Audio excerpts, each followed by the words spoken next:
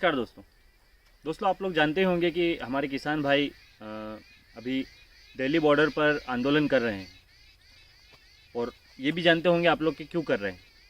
फिर भी मैं एक इन्फॉर्मेशन के तरीके बताना चाहता हूँ कि केंद्र सरकार ने 3 नए कृषि कानून बनाए हैं, फार्म्स एक्ट बनाए हैं, जिनका वो विरोध कर रहे हैं। उनके नाम है farmers produce trade and commerce act, the farmers agreement of price assurance and farm services act, और तीसरा है the essential commodities amendment act 2020। Guys, मेरा ये वीडियो बनाने का जो मोटिव है वो ये है कि मैं आपको डिटेल में बता सकूं कि क्यों किसान इसका विरोध कर रहे हैं।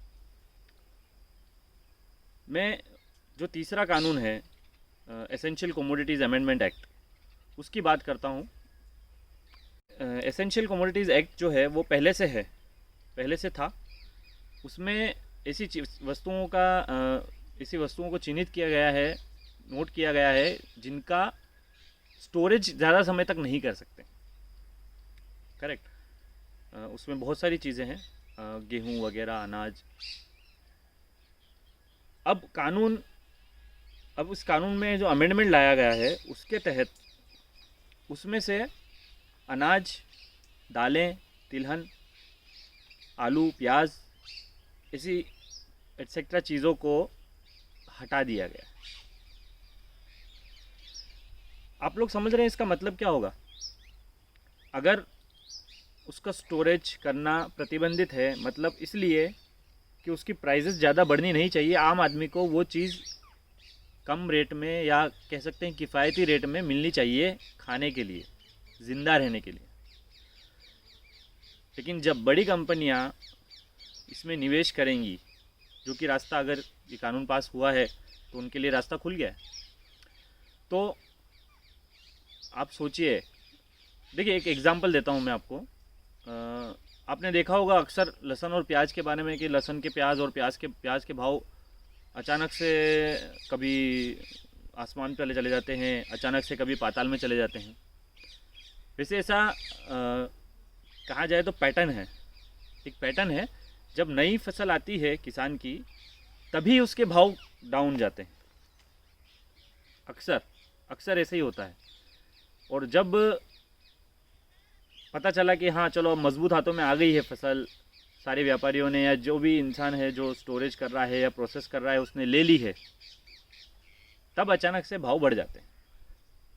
ऐसा इसीलिए होता है कि जब किसान के पास इतना पैसा नहीं है, ठीक है, पैसे वाले किसान भी है हिंदुस्तान में, ऐसी बात नहीं है, लेकिन सारे किसान उस श्रेणी में नहीं आते हैं कि वो स्टोरेज करके रख सके अपना सामान।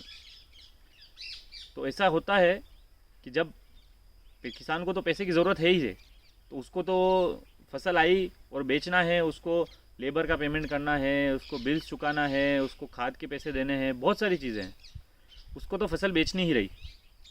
लेकिन जब वो बिक जाती है तब वो ऐसे हाथों में चली जाती है जिनको पैसे की आवश्यकता नहीं है। फिर उसको संग्रहित करके उसके अच्छे दाम वसूले जाते हैं। अब सरकार इन चीज़ों को एसेंशियल कमोडिटीज़ में से हटा देगी तो उनके लिए तो स्टोरेज करना और आसान हो जाएगा। तो दोस्तों, मेरा इस वीडियो का तात्पर्य यही है कि ये कानून जो अमेंडमेंट आया है, ये सिर्फ किसानों के लिए हानिकारक नहीं है, भारत के हर नागरिक के लिए है। जब अनाज, दालें, जो एक आम आदमी रोज़ दिनचर्या में अपने खाता है, उसके बिना उसका जीवन ही अधूरा है, उसके भाव बढ़ेंगे तो वो कहाँ जाएगा? मेरा आपसे निवेदन है कि आप भी सरकार को, हर नागरिक से निवेदन है कि सरकार को अपना विरोध दर्शाएं शांतिपूर्वक ढंग से और इस कानून को वापस लेने की मांग उठाएं। धन्यवाद।